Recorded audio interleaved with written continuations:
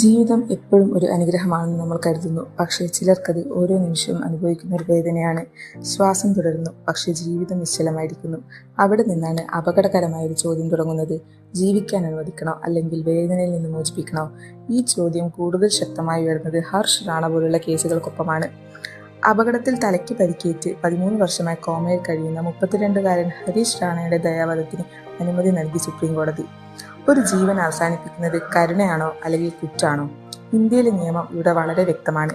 Active യുതാൻഷ്യ അഥവാ നേരിട്ട് ജീവൻ എടുത്തു കളയുന്നത് ഇന്ത്യയിൽ പൂർണ്ണമായി നിരോധിച്ചിരിക്കുന്നു.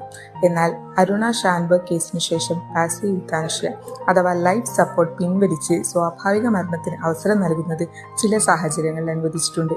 അതിന് പിന്നാലെ common cause versus union of India വിധി ഒരു മനുഷ്യന് തന്റെ അവസാന തീരുമാനം. പക്ഷേ നിയമങ്ങളും വാദങ്ങളും ഒക്കെ വിട്ടാൽ ഇതൊരൊറ്റ ചോദ്യം മാത്രമാണ്: ഒരു ജീവൻ വേദനയിൽ തുടരണോ, അല്ലെങ്കിൽ സമാധാനത്തിൽ അവസാനിക്കണോ?